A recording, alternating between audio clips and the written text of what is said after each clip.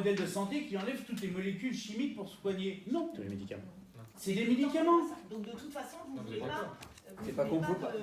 C'est pas possible techniquement. Du zéro phyto, c'est pas possible. Mais aujourd'hui, dans 20 ans et 30 ans, c'est pas possible, du zéro phyto. Le désaccord est bien sur le temps. C'est louable. Sur le temps. Voilà. Le modèle agricole, il évolue. Sur les 20 dernières années, c'est, Jean-Claude, tu me corriges, c'est près de 40% de pesticides ou de produits phyto en moins. Sur 20 ans. C'est pas le temps. 300 molécules. C'est pas celui-là d'un mandat, je vous l'accorde. Dominique l'a très bien dit, c'est pas sur un mandat qu'on peut décider une politique agricole, ou comme ça, en claquant des doigts, allez, dans 12 mois, vous arrêtez ceci parce qu'on n'en veut plus. L'agriculture, ce n'est pas ça. Ça me rappelle un petit peu à l'époque, quand on faisait faire du lait, que les députés européens voulaient dire, allez, hop, on appuie sur le bouton, il nous faut du lait. Il faut 18 à 24 mois pour faire du lait de vache aujourd'hui. Il faut en avoir conscience. C'est le pas de temps agricole. Sur l'évolution de l'agriculture et des méthodes de culture, c'est pas en 12 mois ni en 18 mois qu'on va évoluer. On est d'accord, et on réduit, et les pratiques, quel que soit aujourd'hui autour de la table, 20 ans, 30 ans ou même moins de nos pratiques, on ne fait plus ce qu'on faisait il y a 10 ans, il y a 5 ans, il y a 15 ans, il y a 30 ans. C'est évident. Il faut l'accepter, vous, politique, je dis vous politique de manière générale, d'accepter que le pas de temps des agriculteurs, ce n'est pas votre pas de temps, vous, de mandat. C'est tout. On a l'impression que vous voulez tout faire dans votre mandat, mais c'est impossible pour nous, modèle agricole. Et on tend évidemment à être vertueux. Le classement de la France parmi le pays le plus durable depuis 3 ans, l'agriculture est la plus durable, que ce soit sanitaire ou environnementale, c'en est l'exemple, entre guillemets. Je crois qu'il faut Monsieur Barbarie, je crois que vous voulez intervenir tout à l'heure, je ne sais plus sur quel sujet, mais deux éléments très simples et très rapides sur le glyphosate. Moi, je suis vraiment désolé. On a une grande agence de sécurité alimentaire et on ne suit pas ses conclusions. Donc, deux solutions. Ou bien elle se trompe, et à ce moment-là, on arrête de subventionner cette agence, et on vire le directeur. Ou bien elle est sérieuse, ce que je crois, pour avoir reçu en audition le nouveau directeur, et ses travaux le montrent. Et à ce moment-là, c'est le rôle de l'État de s'appuyer sur ces agences qui sont financées par des deniers publics. Première remarque. La deuxième, ça concerne les chambres d'agriculture. J'ai rencontré le président Frémont il y a quelques jours. Les chiffres sont ceux qu'on a évoqués ensemble, effectivement. 15% de baisse sur le plafond, ça fait 6% en moins pour les ressources des chambres, ce qui n'est pas rien, et qui vous limite dans vos interventions, au moment où effectivement il faudrait développer la recherche, etc. Et donc, c'est ce que je voulais dire, c'est confirmé par une inscription au journal officiel d'une déclaration du ministère de l'Agriculture, ça sera bien inscrit dans le budget 2020. C'est du 29 août.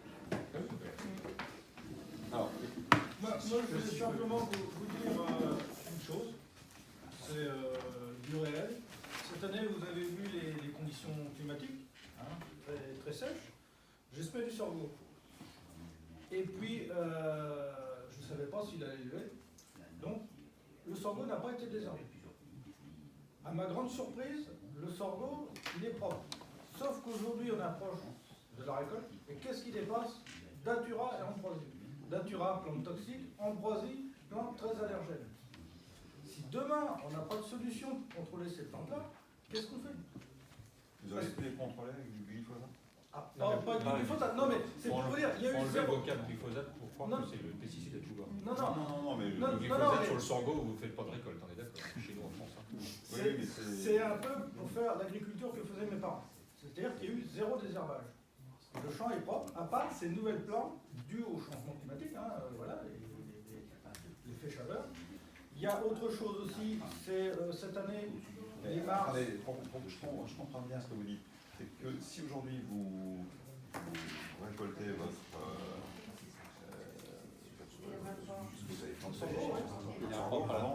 vous allez récolter en même temps ces plantes. Et comment ça va se passer là, au niveau de l'exploitation de cette matière première Alors, je vais vous la faire simple. Ça m'est arrivé il y a quelques années dans du sarrasin. Le sarrasin, on le met en décharge, impropre à la consommation. Ah, c'est ça, oui. Animale et humaine. Oui. Voilà. Bon. C'est toxique. Sur le Datura. Le Datura, c'est toxique. D'accord. Il y a eu déjà des farines bio, et donc c'était à la Guadeloupe ou à la Martinique, qui ont été retirées, qui ont été mis à la décharge aussi, parce qu'elles étaient contaminées d'azote. C'est le risque. C'est le risque. Et on a des maladies type ergot qui est aussi très toxique pour l'homme.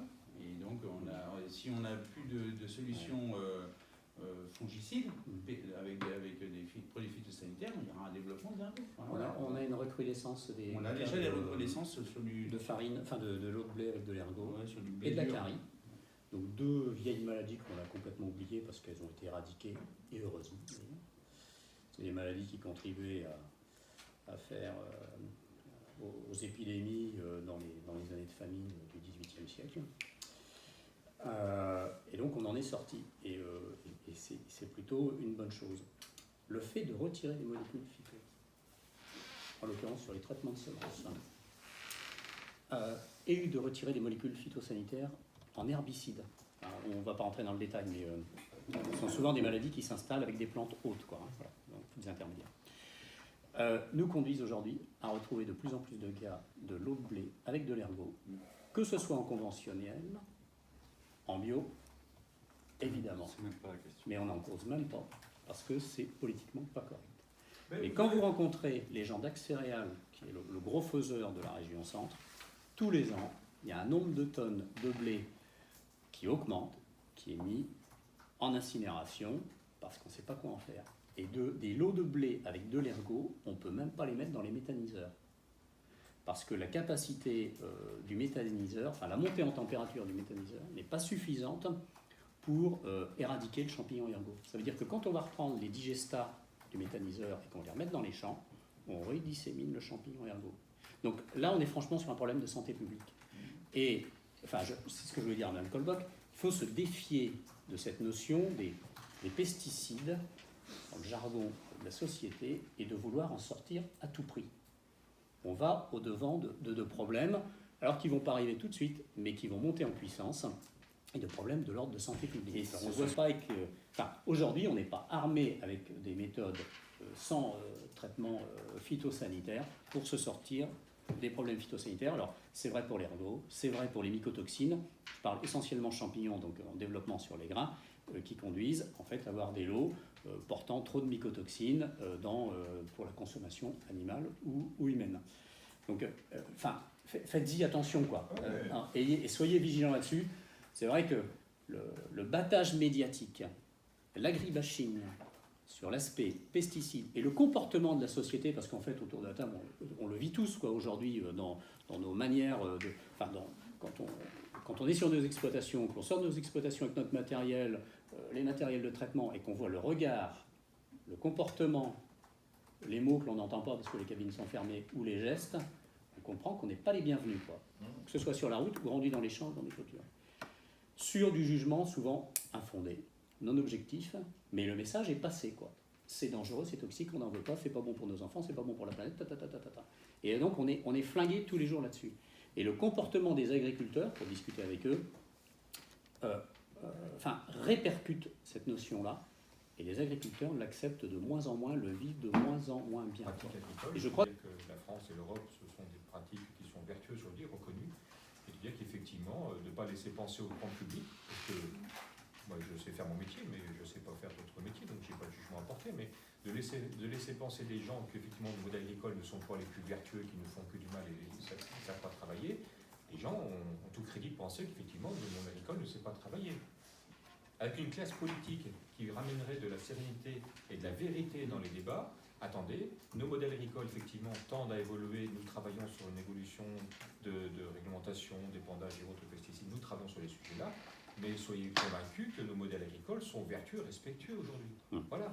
C'est ça, ce signe-là, ces positions-là qu'aujourd'hui, qu'on n'entend pas, qui nous blessent, nous agriculteurs, et qui confortent une partie de la société dans son esprit de pensée que le modèle agricole est néfaste. Jean-Claude dit, il suffit de sortir nos matériels d'épandage de produits, entre guillemets, dits pesticides pour généraliser, même si on ne fait une application que d'oligo-éléments ou autres sans pesticides, nous sommes montrés du doigt.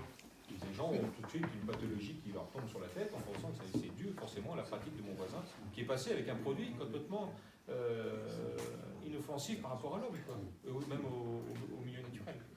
Voilà. La transition est faite pour laisser la parole à Benoît Péquier, président de la FAV, mais sur le contexte qu'on voulait aborder, c'est sur les ZNT aujourd'hui, les zones de non-traitement riverains. Enfin, ce qui est dommage, c'est que cet effet d'annonce, ça renforce des polémiques. C'est surtout ça, le vrai dégât que ça crée, c'est la polémique. Et au niveau sociétal, de plus en plus, à être montré du doigt, il y a un collègue qui l'a dit tout à l'heure, ça commence à être fatigant. On s'en rend pas compte, mais chez l'agriculteur à terme général, ça devient quand même une pression qu'il n'a pas besoin. C'est ce qui ressort dans les sondages auprès des agriculteurs, du moral des agriculteurs, c'est ça qui ressort en premier. C'est pas le problème économique, c'est celui-là. Alors c'est d'autant plus embêtant cette affaire-là qu'on est en train de commencer à travailler sur ce qu'on appelle la charte des riverains. Et bon, en fait, on sait plus comment on l'a travaillé. On l'a mis en place dans le Vignoble, mais c'est compliqué à expliquer. On sent qu'il y a à la faire ou on sent qu'il ne pas à la faire. Quoi. Enfin, on va tout balader. Quoi. Enfin... S'agissant des ZNT,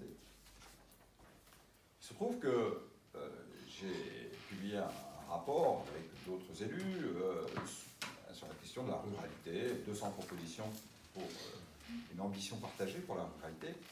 Et dans le cadre de ce rapport, moi je défends la position, c'est-à-dire que l'État doit définir des politiques nationales, doit définir les grandes orientations de politique publique, et ensuite, il faut que la mise en œuvre de ces politiques publiques fasse l'objet d'une territorialisation. Parce qu'on ne peut pas appliquer les orientations de politique nationale comme on le faisait dans le temps, c'est-à-dire on prend une décision et elle s'applique de la même manière sur l'ensemble des territoires. Donc je crois à la nécessité de tenir compte des spécificités locales.